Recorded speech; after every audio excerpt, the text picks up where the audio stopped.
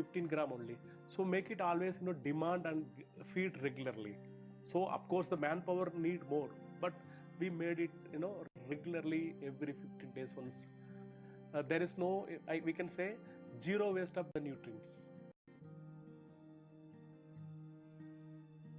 Daaji believes in science, so a lot of science has gone into growing of these species. We have vermicompost, we have drip, sometimes we have fogger, sometimes we have rain gun. A lot of science has gone into it. While adopting scientific methods, the team also intuitively developed some novel ideas.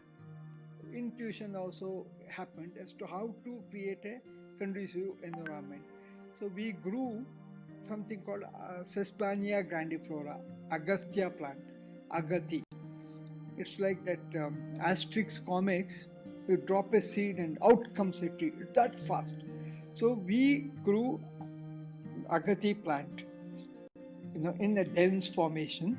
It fixes nitrogen, grows very fast and creates the required shade for the our rainforest species. So that was it simply evolved. The entire plantation process was greatly helped by Heartfulness volunteers from all over the world. One critical bit of help, however, came from another source. Ever since we came here, there is nothing but cooperation and cooperation from Mother Nature. The rains that used to fall 600 mm, 550 mm in Mahbubnagar district, now we are blessed sometimes with 2300 mm, which is more than 3 times.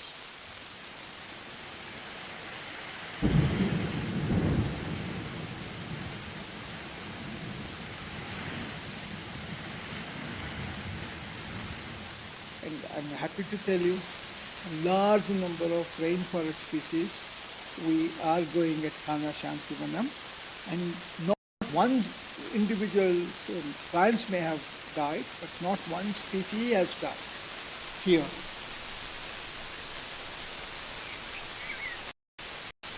This is a Canarium strictum, a tree from the rainforests of the Western Ghats. Unsustainable harvest, illicit harvest is killing the trees. Almost on the brink of extinction, you hardly find healthy trees in its natural habitat. Doing very well at Khana Shantivanam.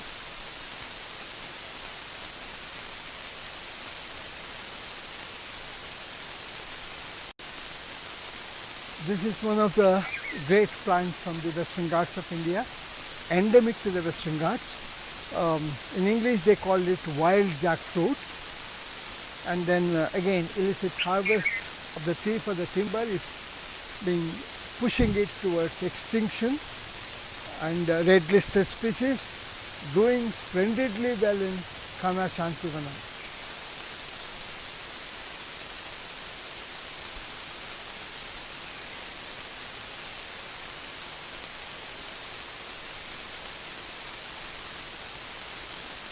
Savior for Khana Shantivanam Rainforest Project.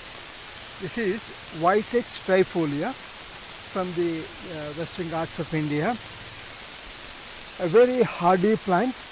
We grow in between the precious tree of ours, and it keeps the whole environment cool.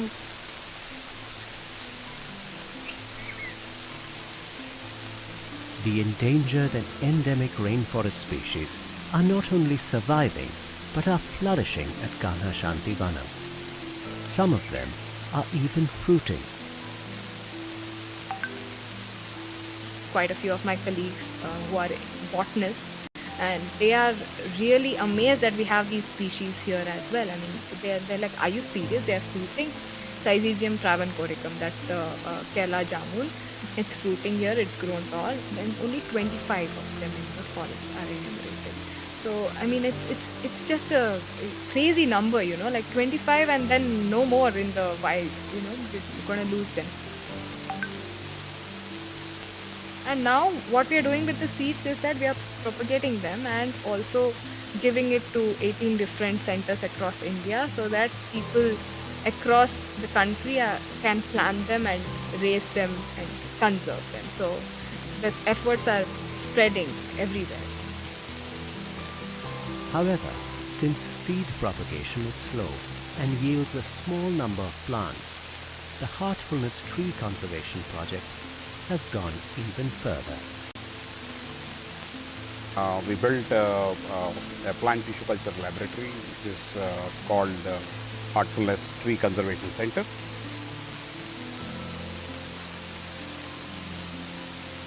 Tissue culture is a technique where any part of the tissue of a plant can be utilized to produce more number of plants.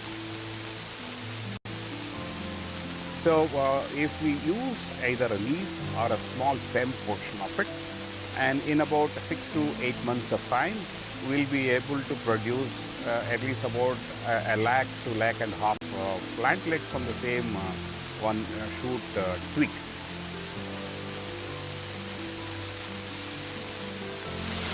There are 56 species of listed in the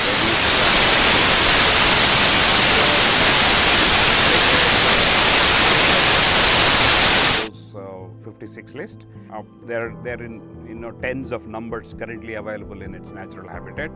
So we are aiming to produce about 1 to 1.5 lakhs of these plants by the end of 2023, which will help us to again work with NGOs and then governments to take these endangered tree species and put them in their home land also.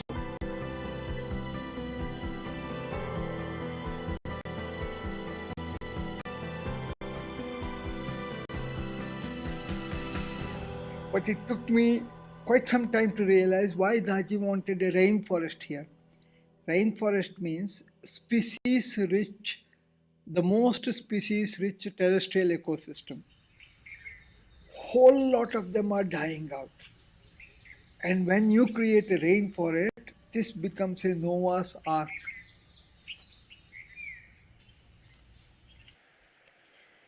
Namaste, good morning, and a very warm and heartful welcome to all the eminent dignitaries, distinguished guests, delegates, and guests present here this wonderful morning. On behalf of Heartfulness Institute, it is my proud privilege to welcome all of you to IHW 2022, an integrative approach to health and well-being. It is a privilege to welcome amongst us Vaidya Shri Rajesh Kotecha ji, Honorable Secretary, Ministry of Ayush, Government of India, Dr. M.R. Jayaram, Chairman, Gokula Education Foundation and Chancellor of M.S. Ramaiah University of Applied Sciences, Dr. Randeep Guleria, an eminent pulmonologist and ex-director, AIMS. It is also a privilege to welcome amongst us Pujya Sadhvi Bhagwati Saraswati ji of Parmarth Niketan, Mr. Eddie Stern from New York, Mr. Akshay Anand from PGI MER Chandigarh, Dr. Arpan Bhatt from Jamnagar, and Dr. G.G. Gangadharan, Vice Chancellor, Ramaiah University. I take this opportunity to extend a heartfelt welcome with honor to all the delegates of the conference to this inaugural session of IHW 2022. IHW 2022 is a one-of-a-kind conference. In this conference, over a period of 3 days, we would explore various aspects of integrative health, medicine, and wellness. We are privileged to be a part of this historic coming together of medicine practitioners, doctors, students, research scientists, and delegates who are interested in spirituality, complete wellness, and well-being.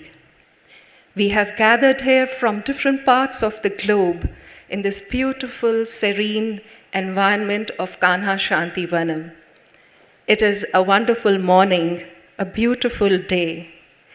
And with this melting pot of minds and unique perspectives, how fortunate we are to be a witness to an emerging understanding of how transcending states of consciousness can improve human performance and sense of well-being in our lives. Arogyam paramam bhagyam, swasthyam sarvarth sadhanam. According to our Shastras, good health is the greatest blessing, and health is the means to everything. So let us together walk this path from health to wellness. I now invite Dr. Jayaram Thimapuram, Chairperson of IHW 2022, to come and introduce us all to this unique conference.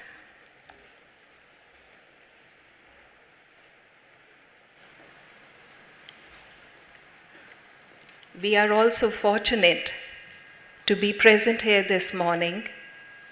We are waiting for our global guide of heartfulness, revered Daaji. He will be with us shortly. Dr. Jayaram, please.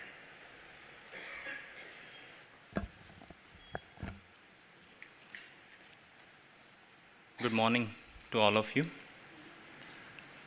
And dear and respected Daaji, honorable dignitaries, colleagues and friends, it is a wonderful day to gather in this serene environment today for our first international conference on integrative health and well-being. My name is Dr. Jayaram Thimapuram. I am an internal medicine physician and a fellow of Academy of Integrative Health and Medicine. Through this conference, we aim to find a way to integrate conventional and traditional medical practices. I'm trained in modern medicine, and I feel it is an excellent way to provide treatment, and it has a definite role to play. For instance, in the clinical scenario of an acute myocardial infarction, for instance,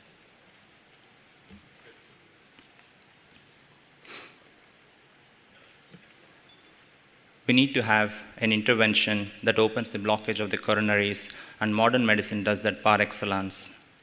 However, it is more of a disease-based approach than a health-based one. But there is a saying, the best treatment is to teach one how to remain healthy and not require medication. We need a system of care that focuses on prevention, wellness, and sustainable whole-person care. Our traditional mind, body, and integrative practices can play a significant role in that. We were inspired by this idea of creating a platform where such a fusion or integration of these practices can happen. Where else can be a better place for such a fusion to occur than this pleasant environment of Kanha that oozes peace, sublimity, and tranquility from every nook and corner? What else can be a better integrating factor than one's own heart? Heartfulness, or the way of the heart, is a perfect platform for this. When we shared this idea with Daaji, he readily agreed to it and encouraged us in all possible ways. Through this conference, we will explore contemplative practices, lifestyle, and holistic development. I'm delighted to share that we have world-renowned experts who will share their research, their learnings, and their wisdom with us. We can explore these practices through the lens of science for the greater good of humanity. Heartfulness Institute is actively involved in research and strives to maintain the highest standards for evaluating these well-being practices. Heartfulness also offers CME activities and many wellness programs. Another element of focus for Heartfulness Research Institute is supporting our youth. We are committed to nurturing our youngsters in conducting research with the highest ethical standards. We have great sessions lined up throughout these 3 days, including an award ceremony for the youth who have significantly contributed to furthering the vision of well-being. We hope this conference inspires you, teaches you some innovative ways for transformation, and allows you to integrate the best practices to become the best version of yourself. On behalf of the IHW committee, a very warm welcome to all of you, and I hope you have an enriching experience. Thank you so much.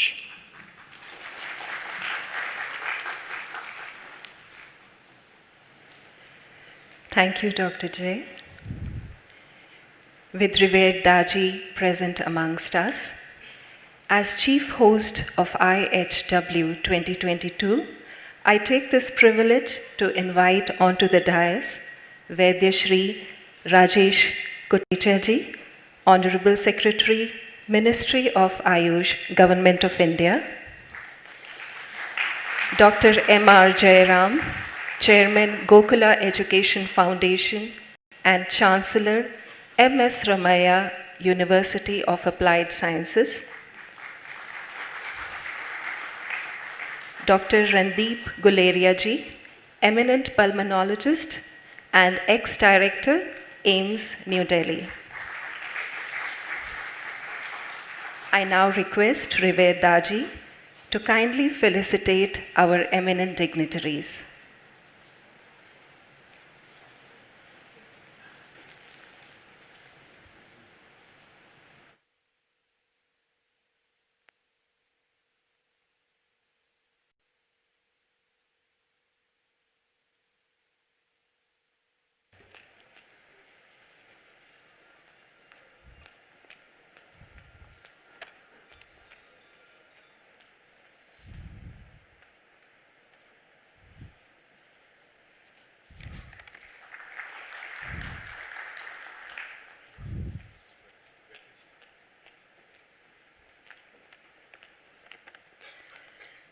Thank you. Na chora haryam, na cha raja haryam, na bhrat bhajyam, na cha bhara bhakari, vyaye krite vardhat evam nityam, vidya dhanam, sarva dhan pradhanam. What cannot be stolen by thieves, nor can be taken away by kings? It cannot be divided among brothers, nor does it have a weight. If spent regularly, it always keeps growing. The wealth of knowledge is the most superior wealth of all. IHW 2022, an integrative approach to health and well-being, is an endeavor to inspire and awaken all individuals to think, understand, reflect, and adopt a shared vision towards a better version of ourselves. And it is this shared vision that will lead to a nation of wellness for each. I now invite respected Chairman, Gokula Education Foundation and Chancellor, M.S. Ramaiah, University of Applied Sciences, Dr. M.R. Jayaram, to deliver the inaugural address.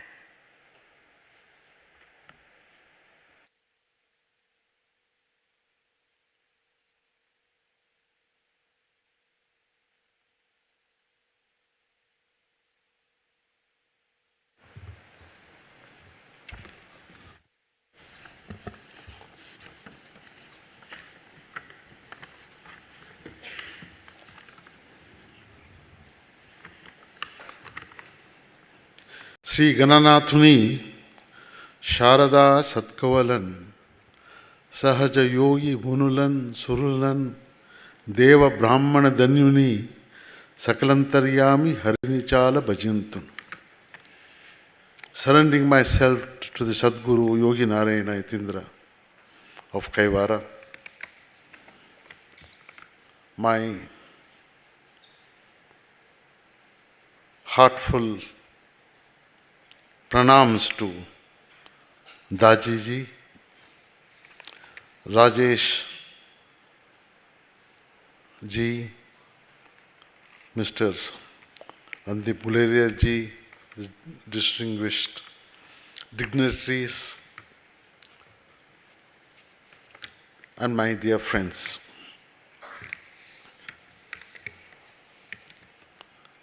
I congratulate the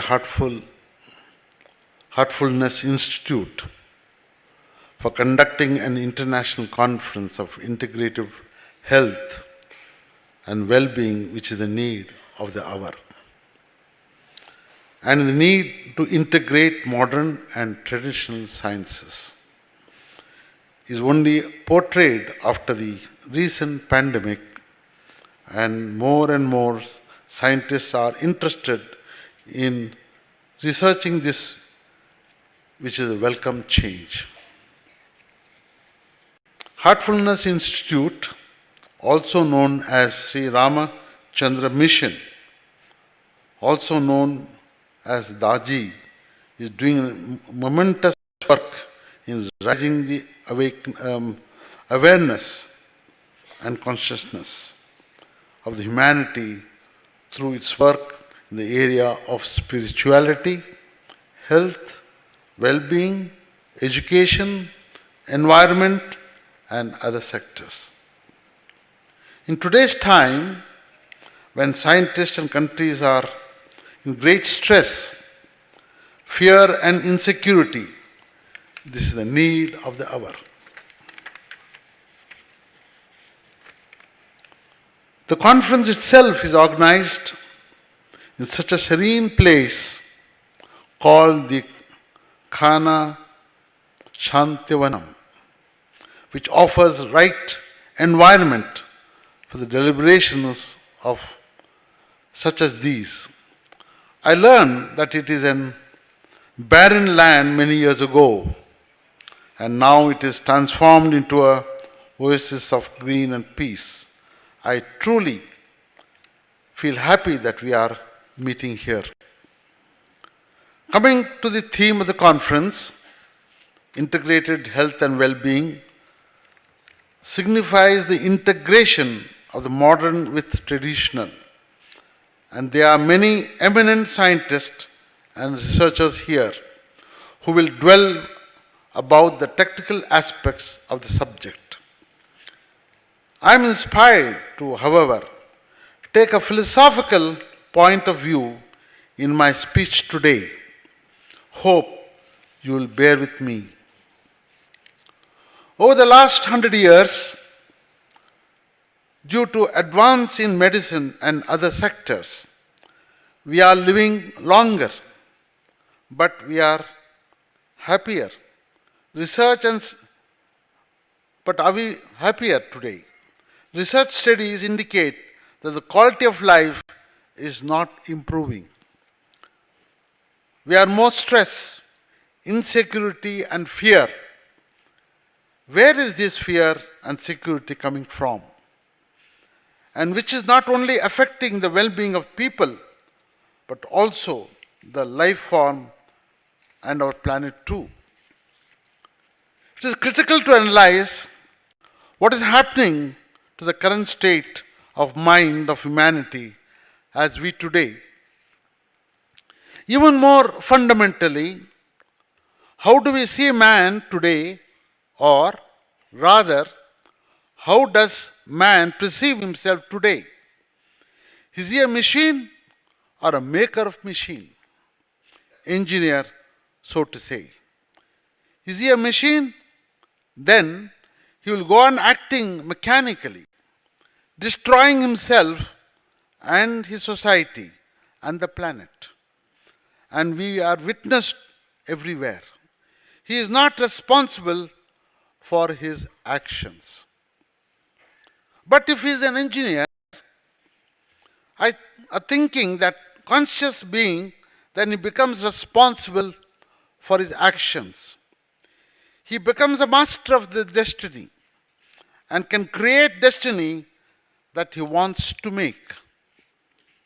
The difference between the human and the divine, the difference between the two ends of the same line. One represents the other unlimited, and one that represents the imperfection. The other is perfection.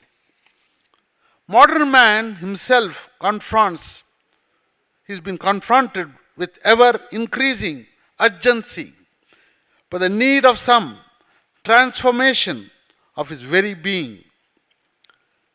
At the dawn of this new age, the foundation built over the past centuries upon which this existence depended seems to have shaken. Man is afraid that all his actions today reflect his fear about something. What could it be? Deep within himself, he knows he is not aligned with nature, and hence the fear. Let us take a few recent examples to understand this. The COVID-19, the pandemic, is not a sudden but was expected.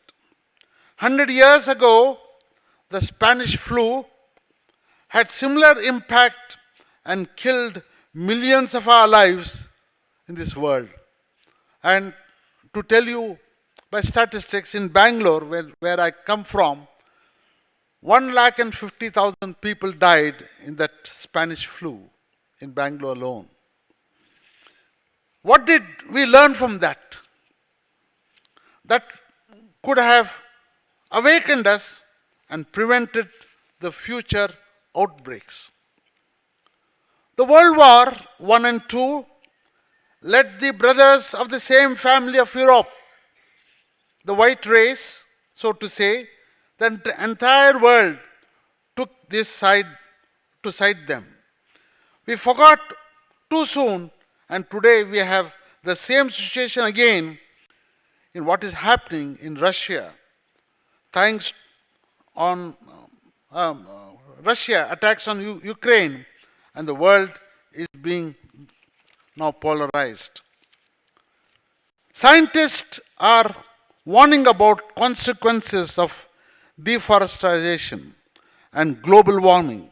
Nature is too giving a warning signals through floods, ultimately climate change and drought and etc. People as well as leaders are not listening to our clues from nature.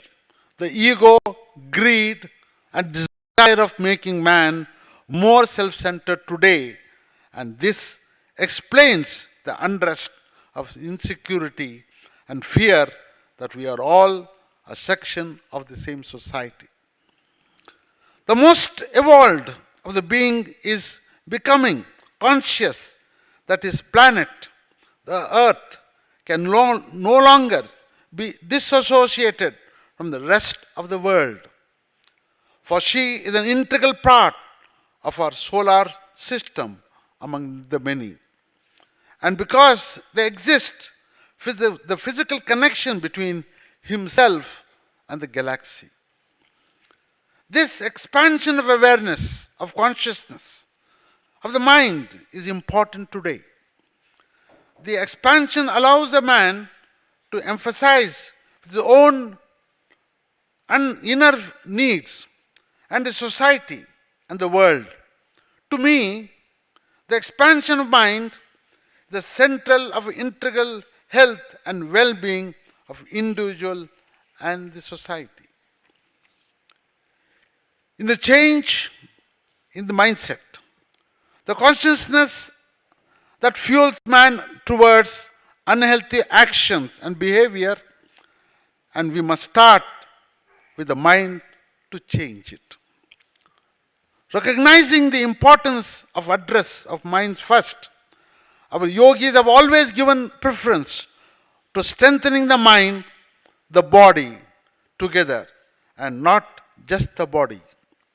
Our ancient knowledge system from not only India, but all over the world integrates the well-being of the body, mind, and the soul.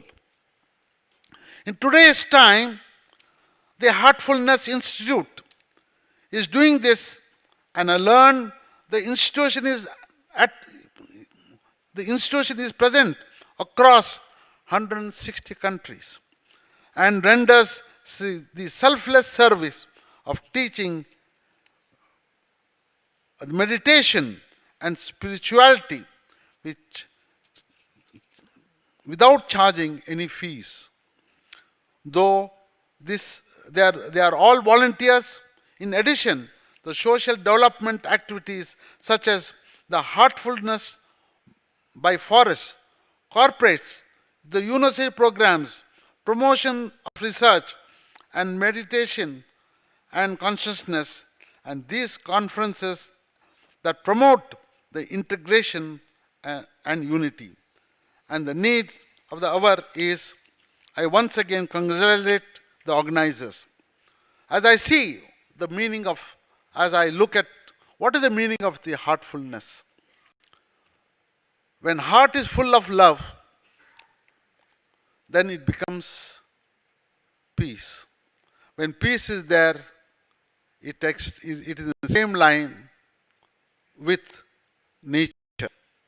If it is the same line with nature, then it is with planet. If it is same line with planet, then it is same line of the solar system. And ultimately, it is the same energy of positive energy which is full of within you, makes you integrated.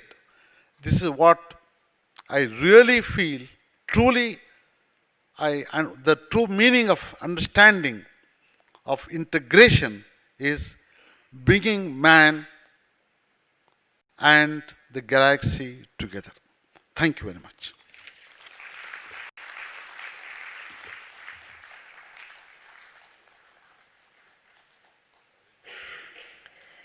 Thank you, Dr. Jairam. Any great endeavor to bring improvement in the lives of individuals all over the world can only come to fruition when all sectors move hand in hand, supporting one another. In India, it is our good fortune that all such ideas and endeavors receive the wholehearted support of the Ministry of Ayush, Government of India. The Ayush Ministry has a vision for the nation, a nation of citizens with complete well-being, health at all levels. I now invite Vaidya Shri Rajesh Kotecha ji, Honorable Secretary, Ministry of Ayush, Government of India, to address all of us.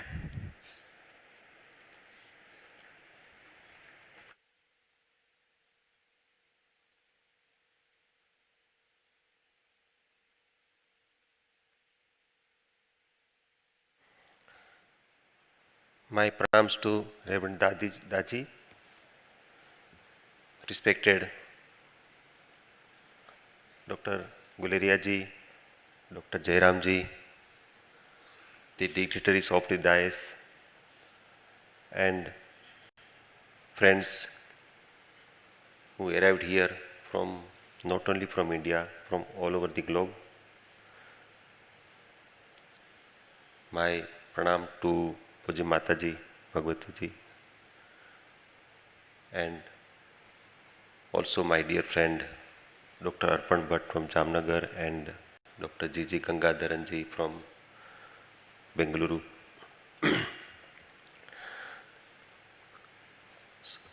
I came here is a gain for me. That is why whenever Reverend Daaji invites me, I actually look forward that he invites me so that I have an opportunity to come here. Thank you for inviting me. This is a very nice opportunity for all of us to discuss, to explore, and to share our views and experiences with each other so that we go one step forward in the direction of integrative health. And that is a great kind of value addition to our existing knowledge. I also compliment the organization of this important conference here in the right place, Kana Santivanam, with the right environment, very subtle spiritual environment, where all of us are prompted to become sattvic all of a sudden, and all our positive energies come together. I want to cite very interesting study which was happened into AIMS when Honorable Dr. Gulriaji was heading. It was published in a very good journal. Is about the assessment of individuals, volunteers, based on their guna, sattva, rajas and tamas, whether they are sattvic, rajasic or tamasic. And the scientists who did this, they have actually devised the objective criteria based on functional MRI, and they did a wonderful vision of these volunteers between these two groups. One is the people who is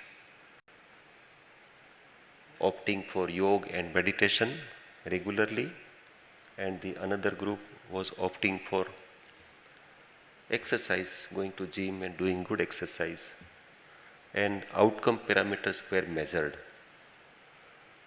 based on lot of different primary and secondary outcomes. It was interesting that based on physical parameters, outcomes were almost the same of yoga meditation and exercise. But outcomes based on these batteries of sattva guna, rajoguna, tamoguna, it was very interesting that people who were doing the yoga and meditation, they had a lot of sattva guna went up. So they became more sattvic. Inference was, or they were able to maintain positive aptitude in their life and positive perspective as an individual. They became a good human being. And people who were volunteers who were doing this exercise, actually they had more rajas and tamas, increased into this study. And it was very interesting, based on understanding of science, such kind of study never happened, and I was highly impressed. So there are lot of such good outcomes based on science. When we come together and when we talk to each other, we need to explore what is integrative health, what can be done, what is the best for the community, for the people. So, and this knowledge of traditional medicine, ancient Ayurveda, yoga and other sciences comes in, where these sciences talk about whole system, body and mind and Atma, and their connections with each other. And majority of talks are of health and not just disease management. So this integrative health has a scope of looking at total health, where the conventional medicine has a very high outcome of the disease management, and they are very successful in lot of different things. If we think about bringing in this together, where we talk about health, about the promotion of health, about the quality health at late age, like we are having more and more increasing lifespan. Even in India now we are 70, and in world it is 89 years in some countries. So it is normal that when we age, we have some diseases. It's normal, In Ayurveda also it is said that Vriddhavastha, Jaravastha is also a disease. So it is normal that we have diseases, because we are dynamic entity, we are not machines. So when we age, if we are able to stay healthy, if we are able to stay qualitatively healthy, we don't have to go to doctor or less, or we don't have to take lot of pills and we stay healthy, that is a wonderful goal that can be envisaged and that is possible. So when we talk about integrative health, there's a lot of confusion about the definition. In popular perspective, integrative health, people what even a lot of experts understand in integrative health is that the allopathic medicine should be allowed to be prescribed by Ayurvedic doctors or vice versa. It is not integrative health. Integrative health is bringing best of best together and use it respecting each other for the mankind. And there are a lot of such possibilities. I cite a couple of examples. I will not speak a lot, but I would like to bring this, a very interesting fact that whenever the traditional medicine people tries to communicate with the conventional medicine or vice versa, there is a problem of ego, from both the side. So these types of platform with the blessings of the Reverend Daaji, this is a melting platform where we are able to talk to each other. In every platform, wherever such or conferences are happened, even I am sure that this will be discussed here also, that the talk is about where are evidences, we should generate evidences, These traditional sciences are good, being practiced for 5,000 years, nobody doubts about that, it is effective. But we need to generate evidence because the mainstream science doesn't understand what you do, your principles are different, so you need to generate evidence.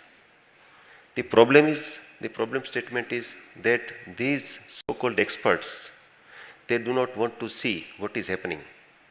They just keep blind eyes and they say, you need to generate evidence. This is a paradox, this is a contradiction. That I would like to mention this, that we have an Ayush research portal. We have created this repository of publications which is only peer-reviewed journals or index journals, publications. And in this research portal, which is searchable, index, having 37,000 plus publications. So it is not true that there is nothing happening. It is not true that there are not evidences. We need to talk. We need to talk to each other and then visualize what could be done. For example, we have proposed and it is accepted for the mainstreaming of in national health programs is morbidity management of filaria, lymphadenitis because of the filariasis. We know that filariasis can be prevented or can be helped through modern medicine, but once a person gets this lymphadenitis, इसको हम हाथी पांव बोलते हैं, then nothing can be done. Only conservative management is possible. Patient gets repeated infection because of this big swelling, and they have to be managed, conservatively. So there is a very good outcome of one institute in Kasaragod being run by a dermatologist, and this is an intervention of Ayurveda and Yoga for this morbidity management of filariasis. It is wonderful. Now it is accepted for the mainstream. Or Kshara Sutra therapy for the fistulae nano or for the hemorrhoids. This is also one of the contributions from ancient sciences being accepted widely by the community of the surgeons. So those types of examples, not only for disease management, but when we look at the health, this heartfulness meditation or different types of yoga, pranayama, or dietetics, or One Health, we need to, like Jairamji mentioned, we need to look at the possibility of conserving our nature, animals, and our surroundings, because we are deeply connected with each other. The other day I was reading in a worrisome news that all over the world, the men are getting less and less fertile because they are consuming this food particularly dairy products, having a lot of antibiotics and hormone, oxytocin hormones, and they are getting less and less fertile. Or the women gets lot of polycystic ovary syndrome and hypothyroid, etc. because of this exposure. This is a pandemic. We need to look at that. All lifestyle disorders, most of these lifestyle disorders are outcome of the lack of connection with the mother nature. So in India, we understand that we should not exploit the natural resources, but we should respect and respectfully, conservatively use these resources because it belongs to all, not only mankind. So that thought process should be cultivated, should be spread around. And respecting the nature, respecting the surrounding also makes a lot of sense for the total health. There are a lot of studies where exposure to mother nature makes people stress-free, healthy. Just working in the garden give them lot of happiness. Those types of simple observations, they doesn't look, very fancy, but they are very authentic. So those types of solutions also we need to explore. And finally, at Government of India, lot of things are happening. Just wanted to share some interesting information that in April this year, our Honorable Prime Minister and WHO DG both they arrived in Jamnagar and they did foundation stone laying ceremony of WHO Global Center for Traditional Medicine in India. And this is a great news because this is one and only global center of WHO. So it's a UN outpost in our country. Why it is significant is that this is the first UN outpost happening in any developing country. All of UN offices until now was always established in developed countries. This is the first outpost of UN. And this WHO Center of Traditional Medicine is here. So it opens up a door for the traditional medicine to work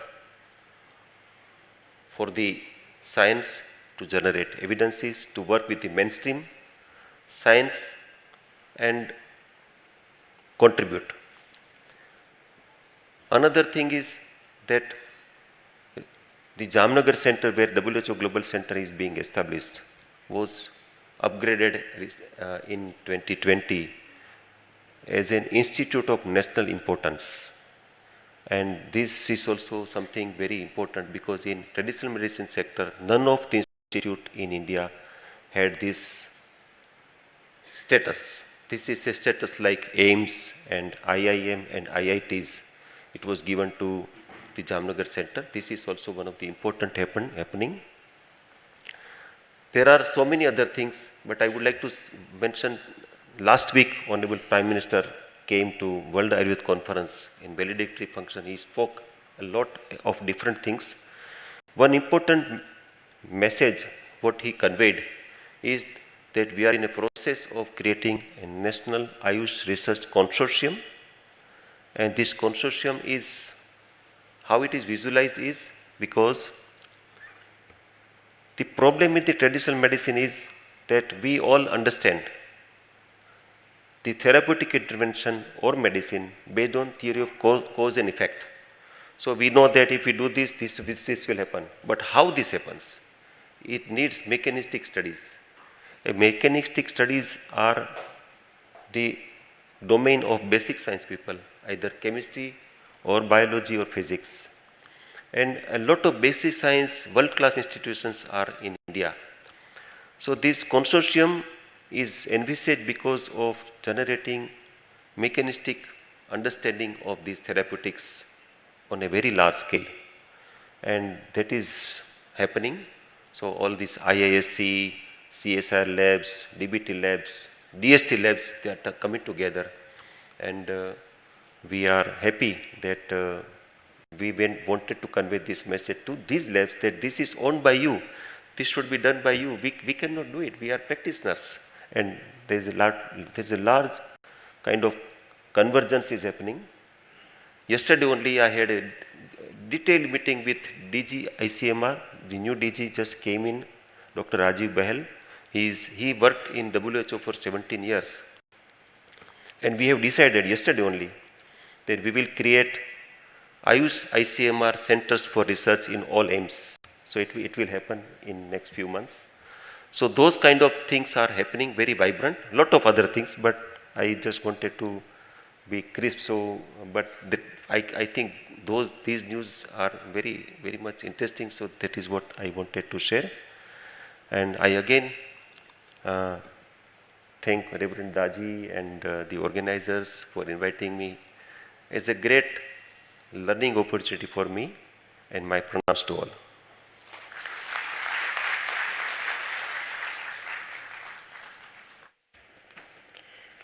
Thank you very much, sir, for sharing such wonderful information about the new initiatives of the Government of India with all of us. According to the great scientist, artist, and philosopher Leonardo da Vinci, when man moves from a merely theoretical to an existentially practical pursuit to uncover the mysteries of how human beings exist, he discovers that art and science are but two sides of the same coin. In an integrative approach to health, the practice of medicine, too, is both an art and science. I now invite Dr. Randeep Guleria, eminent pulmonologist and former director of All India Institute of Medical Sciences, to share his insights on this theme. Thank you very much. Good morning, Reverend Daaji. Thank you for inviting us and for being here. Dr. Kuteja, Shri Jairamji, dignitaries of the dais, delegates that have come for this conference, volunteers for this meeting, ladies and gentlemen. At the onset, I'd like to take this opportunity to really thank Heartfulness Institute for inviting me to this conference, IHW 2022. It's really an honor, and I'm really feel privileged to be here. I was asked to talk on the practice of medicine and art and in science. And what I'm going to do in the next 15 minutes or so is try and really make one understand what do we mean by all of this. So as we move forward, first thing that really comes to our mind is what do we understand by the term health? WHO defines health as a state of complete physical, mental, and social well-being, and not merely the absence of disease or infirmity. If you go back to the book written by Hippocrates more than 2000 years ago, he said that health was the complete removal of distress of the sick. And even Ayurveda suggests that health is basically a body, mind, and soul approach as far as a healthy mind is concerned. Therefore, just the absence of disease or infirmity does not mean that you are healthy. To be healthy means that you are in peace with yourself, you're happy, and you are actually one with nature. I think that is one of the most important things that we need to keep in mind. But things have changed rapidly. The last 60 years has seen more changes in medicine than we've seen in the last 2 centuries. We're living through a revolution, and major advances have occurred in science in the area of pharmacology. Technology has shown huge changes, and we're seeing changes in genomics, phenotyping, functional imaging, and these are changing medicine as we know it, or as we trained as far as medicine was concerned. We are living through what people call the 4th Industrial Revolution. And this has led many people to question how medicine will be in the future and how the practice of medicine will change as we progress over the next 2-3 decades. So the 4th Industrial Revolution, we had the 1st Industrial Revolution, which was steam engines coming in, the 2nd Industrial Revolution, where we had assembly lines, electricity, the 3rd Industrial Revolution, which we went through with computers, internet, nuclear energy. And now what we are seeing is fusion of technologies where the line between physical, digital, and the biological sphere is actually getting more and more merged. This is happening dramatically in the health sector, and I personally feel that health in the next 10-15 years will change dramatically. We saw a huge change that happened during COVID-19. Telemedicine became a norm. Teleconsultation was something which was accepted by everyone. And digitization is revolutionizing the way healthcare will be provided. These are disruptive technologies. How will they really help as far as patients are concerned? And I think that is very, very important to keep in mind. So what we're going to see in the fourth industrial revolution is new methods of treatment and diagnosis. We're already seeing that. When I was a resident, we had just a chest X-ray. We could just do an X-ray and make a diagnosis. We never had things like a CT scan, ultrasound, MRI, PET scan. We're looking at functional scans now. We have now better ways of monitoring patients' health status. Many of us have devices, Fitbits, wearable devices. You can see your ECG, you can see your heart rate, you can see your saturation. New innovations are happening in medicine, whereas we'll be able to provide better management as far as organization of healthcare is concerned. And the access to healthcare has increased because of technology that is now available.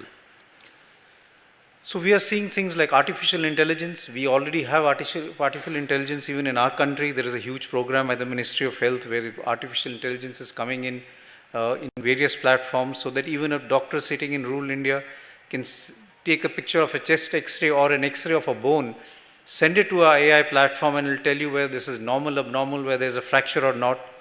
A skin lesion photograph can be taken and sent to an AI platform, which will tell you what is the skin lesion, what are the differential diagnoses, what could be the treatment strategies. It's being used in pathology to help pathologists look at a slide and pick up abnormalities which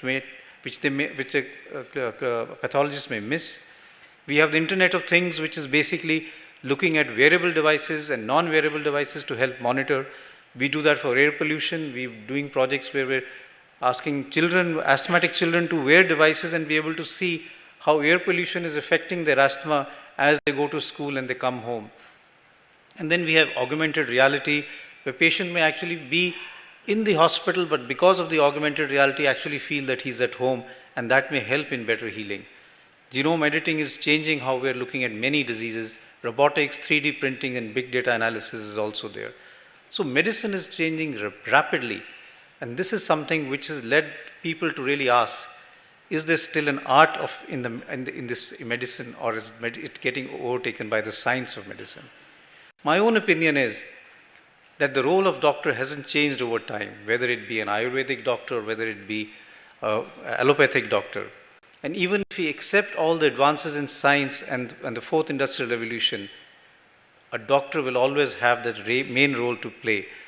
Because no matter how much technology you have, when one is ill, when one is sick, you still want a doctor you can trust, who can understand with you, who can empathize with you. And I think that is the crux of what medicine is all about, what knowledge is all about. So despite all advances in science, it is important to understand what the patient doesn't tell you.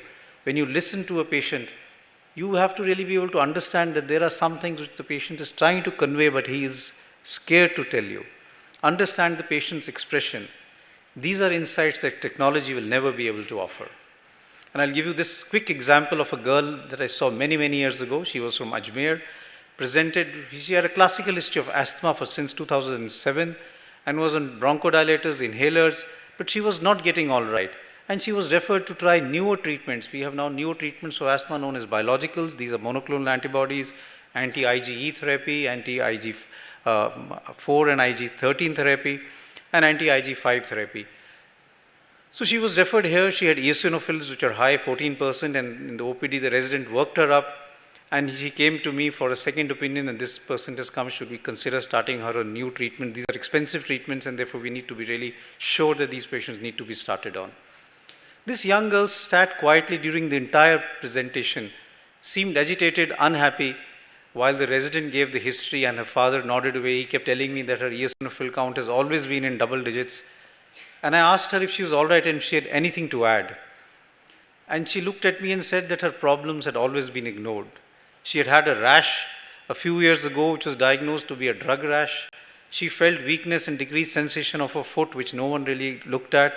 And when one examined her, there was a decrease in sensation and wasting of the muscles of her leg. And she had eosinophilia, she had nerve conduction studies which showed that she had mononeuritis multiplex. This was her initial X-ray, her heart had got bigger, and she had a multi-system involvement which is associated with asthma, a disease that we call eosinophilic granulomatous with polyangiitis. All the evidence was there, but it was just basically because no one listened to the patient. And this is what is happening as far as today's medicine is concerned. There is a paradigm shift in medicines. We are moved away from the era of clinical medicine where we talked to our patient, where we understood what they were saying and tried to interpret that, to an era where we are looking at more and more technology-driven medicine, where we're looking at more investigative medicine rather than clinical medicine. And listening to and examining a patient is becoming less and less important. We look at more of the investigations rather than the patient. And this is the art of medicine, which I feel is still very, very important, and we should not lose out on this. We see this in items across the world. Doctors spending less than 2 minutes in a patient. Doctor will see you, but not often for too long. The doctor will interrupt you. There was one study which showed that doctors will interrupt a patient in around 40 seconds before the patient can even complete all his complaints. So I think we need to look at where are we going as far as the medicine is concerned, whether it be different branches of medicine. And are we really listening to our patients? Are we listening to them with thoughtful attention? And there's a difference between hearing and listening. Listening is accidental, involuntary, and effortless. Listening is focused, voluntary, and intentional. Listening for total meaning, the content and underlying emotion. Responding to feeling, sometimes the real message is in the emotions rather than what the patient is saying. Noting all the cues. Not all communication is verbal. It's very important to keep in mind. And then reflecting, making the patient understand that you have heard what the patient has said. And therefore, in my mind, active listening is a difficult work. We listen not only with our ears, but with our eyes, our mind, our heart, our imagination. And this is the art of medicine, which is also as important as the new technologies that we see as far as the science of medicine is concerned. William Osler said, listen to your patient, he's telling you the diagnosis. And I think I would just add that observe the subtle behavior of a patient, it may give you the diagnosis. And this is mentioned not only in medicine, but even if you look at textbooks of Ayurveda, a lot of attention is given to how you examine your patient, how you listen to the patient's complaints. So the art of medicine involves understanding each presenting problem and evolution over time, relevant antecedents, medications, allergies, family and occupational and social histories. Art of medicine is shifting, probing, weighing and each response of the patient, judging when to drill down and when to pass over to the next issue. All of this is something that we learn as we grow as physicians. And I think this is what is very important. So medicine may have changed over ages, but for human being, the need and expectations from the doctor remain largely the same. And for all of us who practice medicine, whatever be our way of practicing medicine, the goal of medicine has always been to relieve the suffering of human beings. Even the word patient comes from a Latin word, patentum, which means suffering. So relief of suffering and empathy for your fellow men is what medicine is all about. The science of medicine, which was supposed to be written by Hippocrates more than 2000 years ago, also says the same thing. The quality of the voice, whether it is clear or hoarse, the respiratory rate, whether it is quickened or shallow or slowed, as well as the constitution of various fluids of the body, are all the art of medicine. And therefore, it is effective physical integration, the patient's choice of word, that is very, very important, and that what constitutes the art of medicine. So these are skills which we have to learn, which we learn with experience. These are not something that can be found in books, but it's when you interact with your patients. And that is why I think it's very, very important for all of us to push for patients, for our students to really start talking to patients rather than spending more and more time with books. Interaction with patients is something that will help you to develop these skills, which will make the art of medicine something in you, which is very, very important. Empathize for patients. It's an art rather than science. Empathy is something that I think we need to develop. Getting the patient's confidence and trust. Again, it's an art rather than a science. And we all give medications to our patients, but never talk about diet, nutrition, exercise specific for the patient and assume one size fits all. Even Ayurveda emphasizes the balance in life, the right thinking, right diet, right lifestyle, yoga, which is individualized for each patient. And this, I think, is the art of medicine. And if we all learn the art of medicine, along with the science that is there in medicine, patients will be there for you for life, because you have then developed that bond with them where you are able to empathize and understand what the illness is all about. William Osner said that the practice of medicine is an art, not a trade, a calling, not a business, a calling in which your heart will be exercised equally with your head. Often, the best part of your work will have nothing to do with the potions and powders.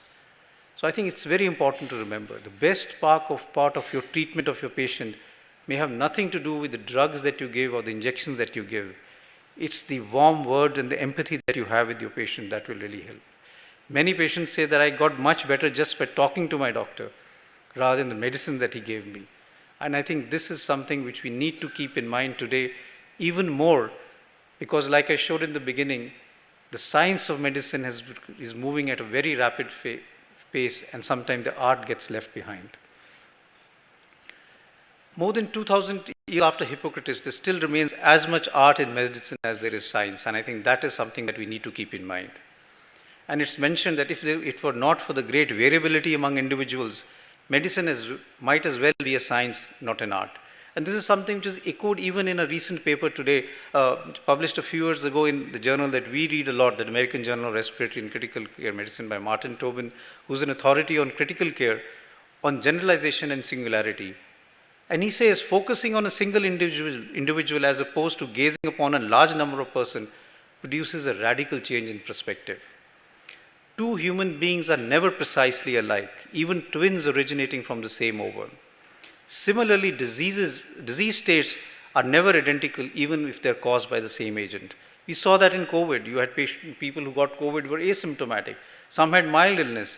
Some had very severe pneumonia. Some had other involvement, cardiac involvement. So it's important to understand that there is an interaction between the host, the environment, and the pathogen. And a patient considers his complaints as one of the great peculiarities and craves for personal attention. That is where the art of medicine comes in. And therefore, physicians need to alternate between scientific principles and individualized care. You may have all the randomized controlled trials data with you, but that has nothing to do when it comes to treating an individual patient who has his own issues which you need to address and which are not addressed as far as the RCTs are concerned. And this involves the art of medicine. And therefore, I personally feel that in today's time, the art of medicine is probably more important and something that we need to look at as we progress as far as the science of medicine is concerned. So I'll just conclude by saying that the science of medicine has made remarkable progress over the last 60 years. Our practice will change significantly. I sometimes wonder how the doctors in the next 2 or 3 decades would be, because they would have such a lot of technology at their hands and things would be so different. One could not have imagined how things would be as far as, let's say telephones were concerned. When I was a resident, I had to go to the post office, book a trunk call, and then talk to my parents after 2 or 3 hours. I could never imagine that and then we had STDs which came in, and we were very happy that now you have an STD, you can do a straight trunk dial, and that's something that really makes life easier. I could never imagine that within the next few decades, we would be able to do FaceTime, we would be able to talk using WhatsApp and do video calls across the world in such a short span of time. This is how medicine will evolve over the next 2-3 decades. And I think we are going to have a really roller coaster ride as far as the science of medicine is concerned. But as the practice of medicine changes, the relevance of the art of medicine becomes more and more important. This is an art which cannot be learned in textbooks or lecture halls. For a patient's perspective, they need a doctor who understands their complaints, empathizes with them. You may have all the science behind you, but this is still very, very important, and this is the art of medicine. And therefore, what has been rightly said, a good physician treats the disease. A great physician treats the patient with the disease. I think that is something that we need to keep in mind, because that is what is the art of medicine. Thank you very much, and I think this is what I like to say.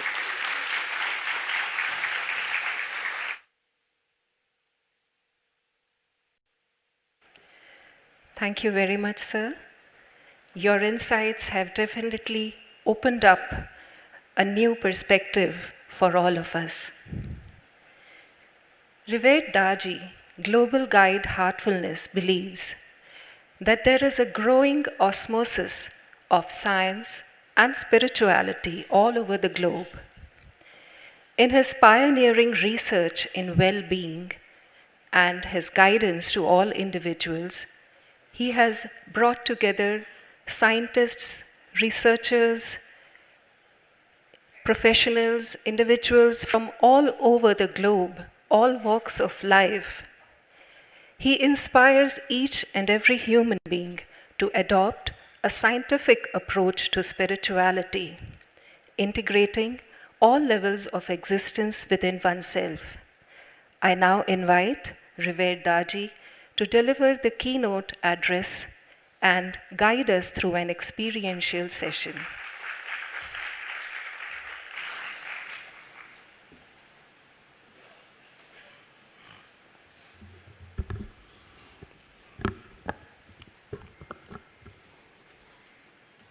Namaste everyone.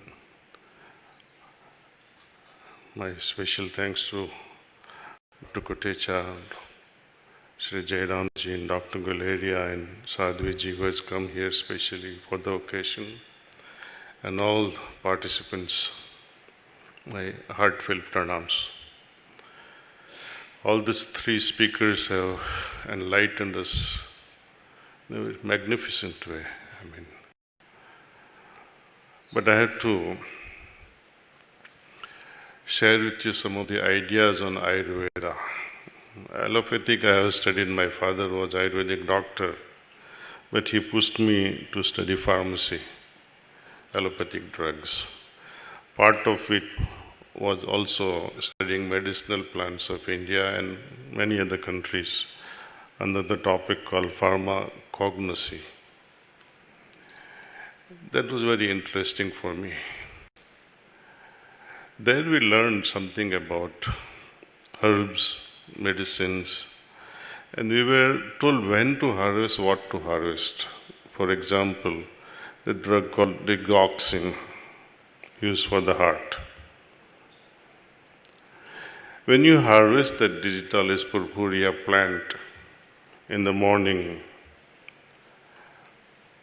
for extracting digoxin, versus if you harvest the plant at noon versus the plant that you harvest in the evening, all three crops harvested will have different proportion of digoxin. Let me give one more example. Tulsi. Our parents say don't pluck tulsi leaves after sunset. It becomes toxic. Why does it become toxic? Isomerism. Today's science says the molecule which is there, it just isomerizes to its mirror image, and it has absolutely reverse effect on you. Third example I give you. आप लोगों ने मूली खाया है ना, white radish. They say don't eat it after the noon. My Guruji Maharaj, Babuji Maharaj used to say, सुबह चोरी करके भी मूली खाना है, खा लो. After the noon, if somebody gives it for free to eat, run away from it, because it creates gas problems. There are many such examples of what to do, when to do. Ayurveda largely misunderstood because of this fact. You don't know when this plant was plucked and harvested. I give you my recent example. I had a lot of shoulder pain. And my mother, she told my banja, my sister, son, go bring some akada in Gujarati, meaning calotropis in English. So he brought these leaves, she put it on a stove, put some oil, warmed it up and put it on my shoulder. I was greatly relieved from this pain. But then after a few days I developed back pain.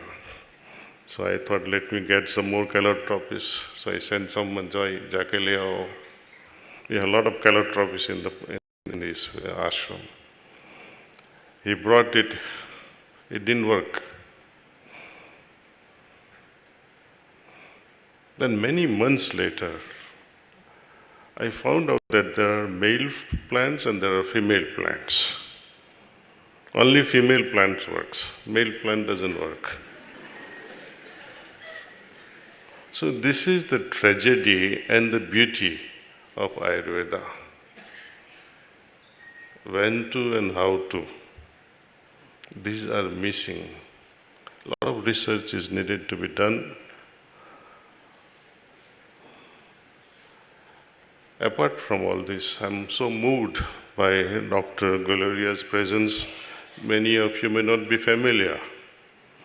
Empathy, he talked at length empathy. I think he's derived empathy genetically. His father was a great doctor, empathetic, extremely compassionate. And you'll see his father's name in our master's book, In His Footsteps, where he mentions the time he spent with Babuji Maharaj at AIIMS, Delhi, when he was not so well, towards the end of 1982 and beginning of 83. His father looked after Pujya Sri Babuji Maharaj, and what is mentioned there, so much of compassion was there. And he also stated the history of humanity in just a small gist, but very penetrating. Predator as man, stronger men survived. Body was the main thing. Later on came technological revolution. We started using gadgets. Farmers started using all kinds of gadgets run by bulls and horses. Carts were invented. Then time came, technology came, tractors and whatnot. It changed the face of the earth. Trains and planes, technology. Recently he says, all computers. Dr. Daaji, who was recently here, he was saying, Amazon once upon a time didn't own even one shop.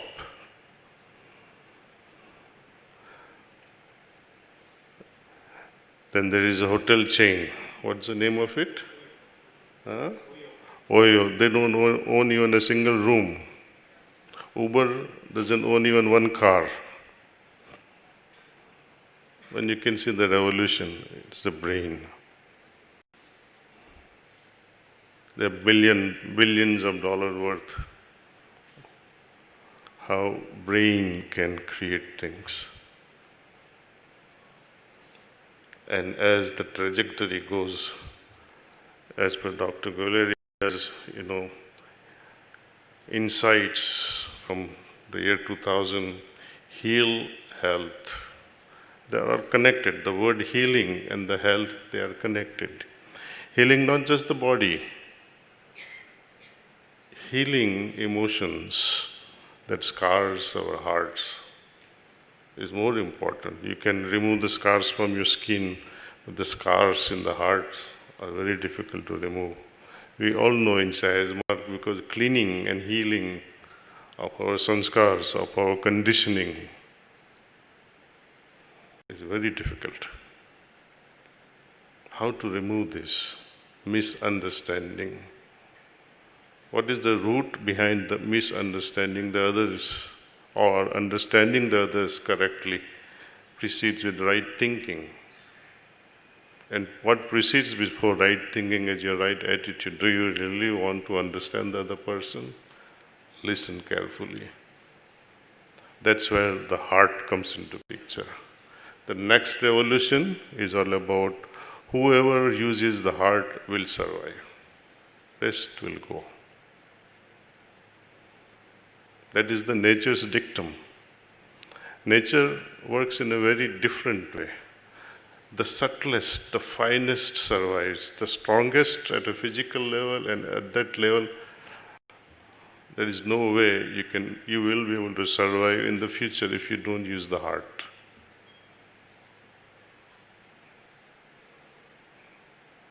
And what is the role of heart? Even science says today, if you like to understand, there are few great books on heart. One is Heart's Code, and another is Heart Math Solution by Dr. I forget the name. And your name is not important, Heart Math Solution. These two books you read, you'll be amazed by the role of the heart. We say, when you are having a problem at emotional level because somebody misunderstood you, you'll remember that all your life. But if you let go from the heart, if you forgive that person, you have no problem. So we have to learn this art, as Dr. Guleria mentioned time and again. Use the heart, be empathetic, more forgiving. Then the evolution of consciousness will happen. Sri Jairamji and Dr. Korecha, they emphasized also on evolution of consciousness. Let's take one for an example of sleep. Sleep is also a type of consciousness. Delta wave are measured that way. If you don't have yama and niyama, yama is all about how to destroy unnecessary things from our life. Ahimsa, for example, or hinsa. Speaking lies, taking advantage of others, aparigraha. Constantly doing such things, having such habits of breaking yamas and niyamas, you are destroying the inner hygiene. Would you go to a restaurant where there are lots of flies and mosquitoes, where the kitchens are not so hygienic? Person serving you is also putting his fingers in the water bottle and give it to you, please drink it. You won't like this unhygienic external conditions. You will avoid such places. Inner hygiene is hijacked by our weaknesses, trying to take away something from someone, be it money or somebody's woman or man. It's also part of the yama and niyama, developing santosha, contentment. It's also to maintain our inner hygiene. Lacking this inner hygiene, you will not be able to sleep.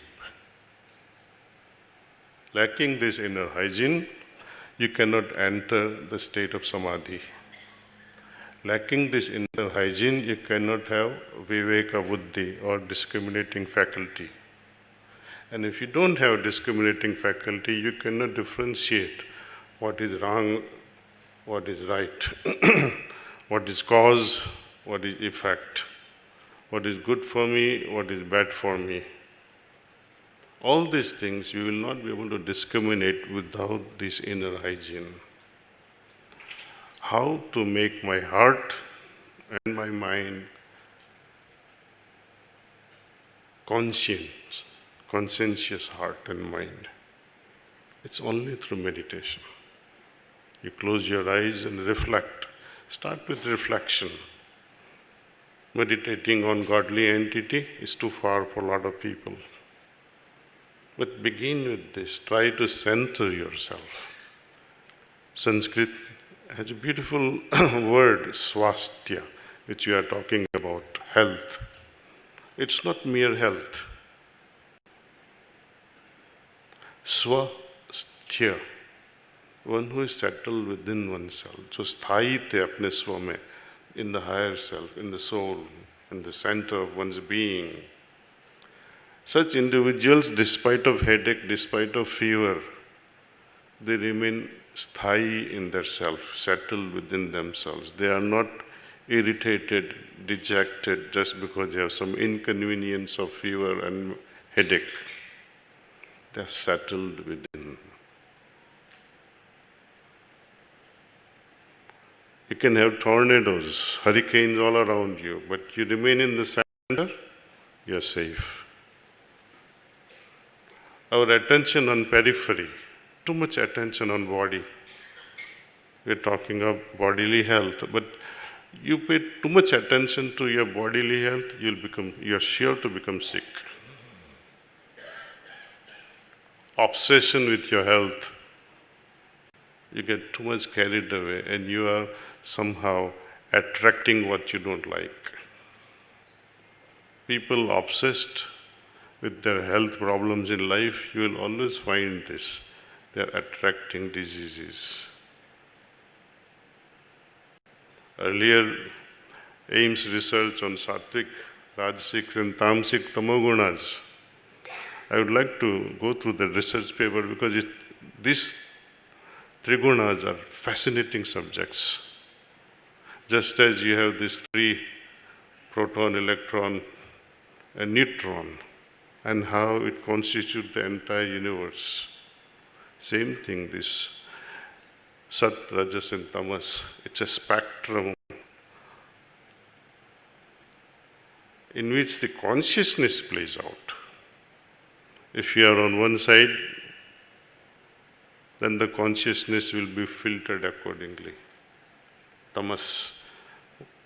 Person with tamas is always agitated, irritable, angry. Person with rajas, his consciousness always gravitates towards what is pleasant and loves to relax. But all these have a purpose. Tamas can get activated at night. If it doesn't get activated, you will never sleep.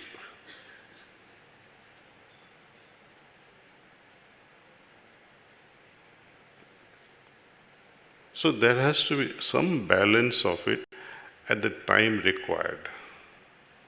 If you try to say, I'm so tired and I'd like to rest, and you want to somehow say, let me develop sattvic gunas at the moment, this is not something that you order. It is either you, who you are, or who you are not. How can I instantly mutate from sattvic state to tamasic or tamasic to It's very challenging, and that's why yoga comes into picture, where one can have the mastery of switching gears.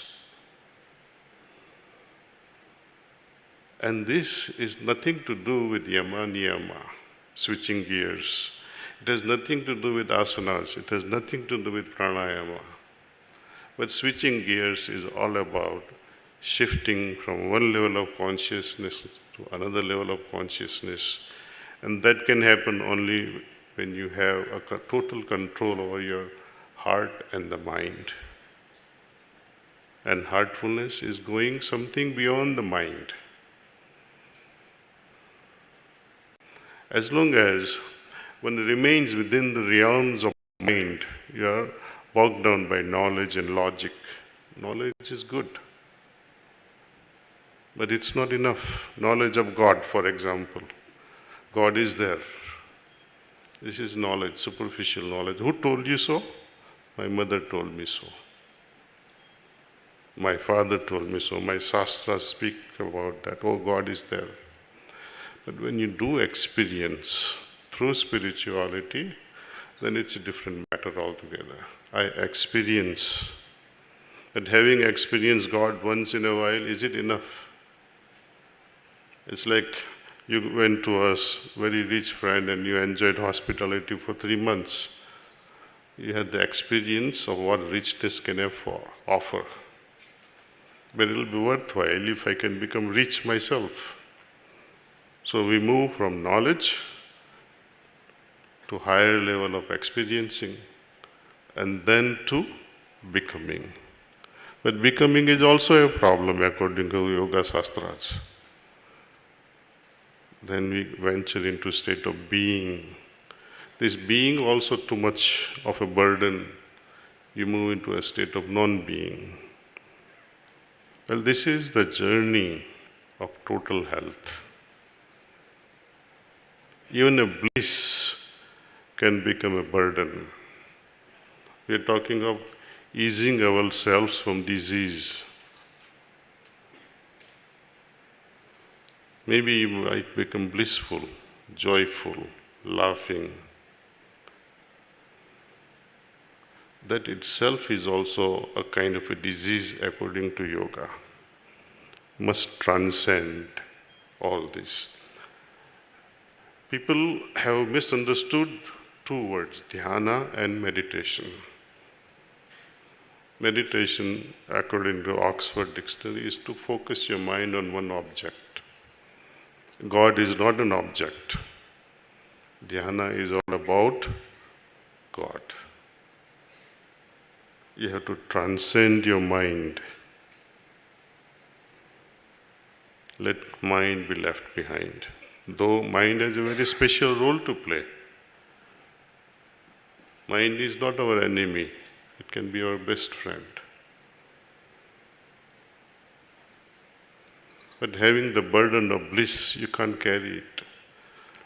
In our Shastras, we often talk of Sahasradal Kamal, the ultimate, which is, if you have these 2 ears put up and then join the lines, it is in the middle here.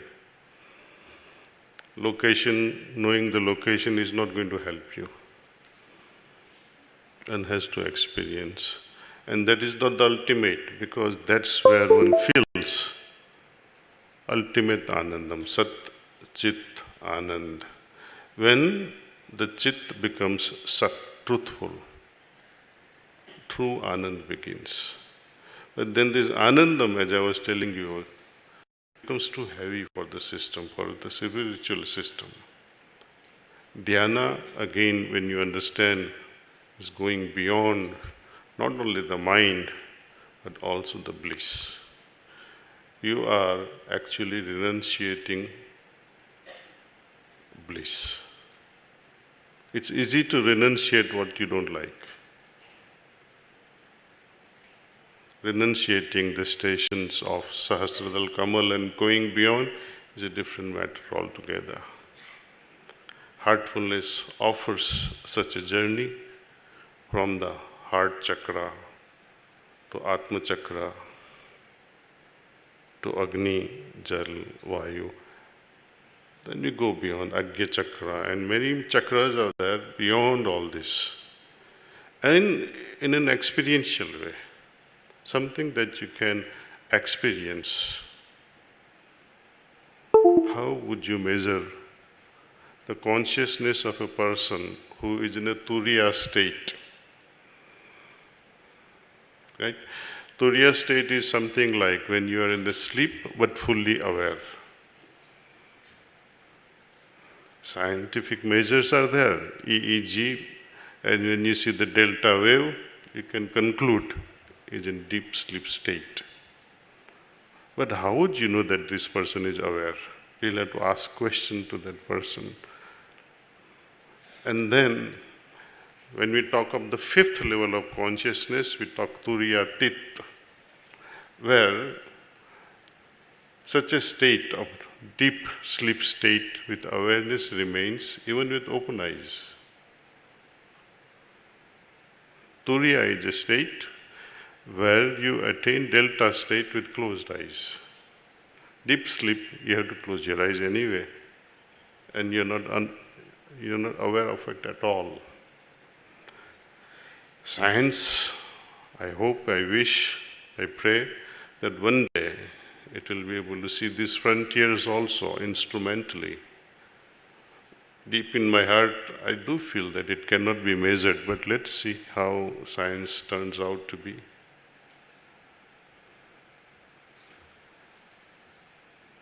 It will be wonderful if, instead of measuring through the machines, one measures through oneself. Such possibilities. These are individualistic. when medicine is such, whether it is Ayurveda or allopathy or other fields of medicines, it works on a large scale. You give a pill for headache, it should work on most human beings. But when you give a method in yoga, you meditate this way, depending upon that individual's mindset, is this Rajoguna or Tamoguna or Sattoguna, there it plays such a havoc.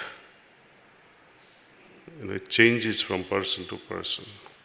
When I transmit and we all meditate together, you can never have an experience akin to the other person. Everyone will have a very unique experience, but it will never be the same. And to the same person, the same transmission will not work in a way that it will match the previous or the future experiences. Each moment is unique. It plays out a very specific role with our consciousness. Anyway, this session will end by 10:30 or 10:40. So if we can meditate for some time, sir. Otherwise it will be very long. It will be a short meditation. Namaskaram. Okay.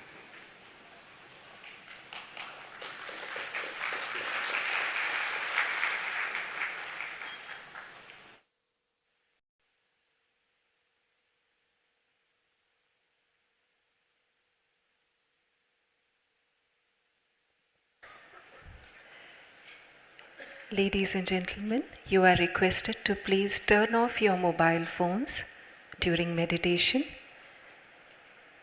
This is a humble request to please switch off your phones.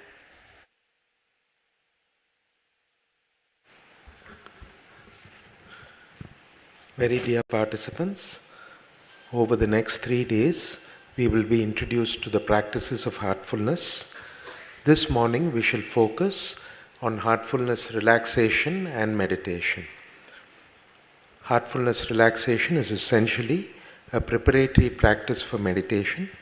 We will issue some simple instructions for you to relax every part of your physical system so that we may transcend the body and plunge into heartfulness meditation. This relaxation will last for about 5 minutes. After that, we will move into meditation.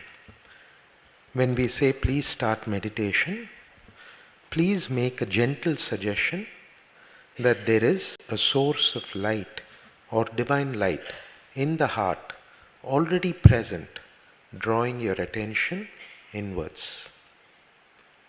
Then we request you to gently rest your attention in the heart without any strain. If thoughts arise, please note that these thoughts are not coming, but they are leaving. So gently ignore them and bring your attention back to the heart. At the end of the meditation, we'll say that's all. You may keep your eyes closed for a minute or so, observe your condition, and after that, open your eyes.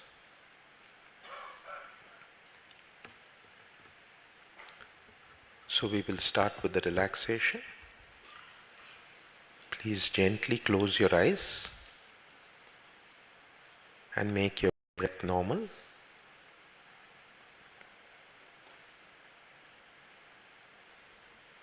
Let's begin with the toes. Wriggle your toes and feel them relaxed. Your toes are now completely relaxed. Relax your feet. Feel a healing energy rising up from Mother Earth, relaxing your feet, your ankles, your lower legs, your knees, and your upper legs.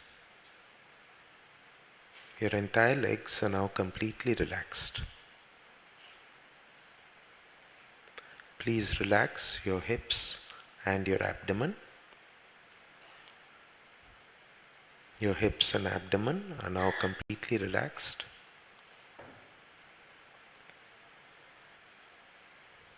Please turn your attention now to the back and feel the healing energy rising up your back, relaxing your entire back.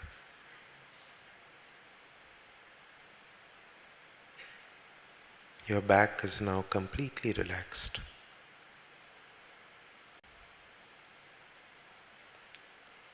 Relax your chest.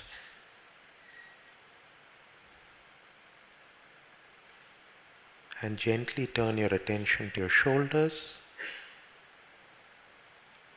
Feel them melting away. Feel the healing energy relaxing your upper arms, your elbows, and your lower arms,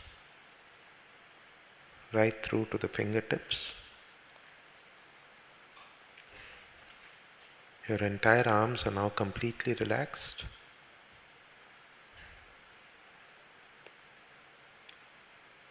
Relax your neck.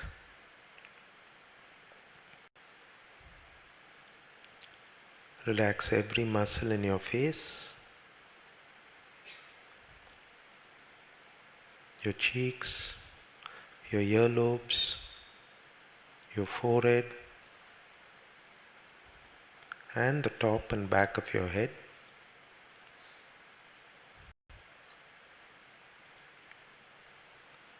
Please scan your entire system from top to toe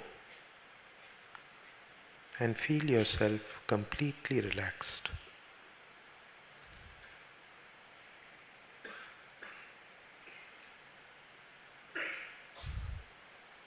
Now gently turn your attention to the heart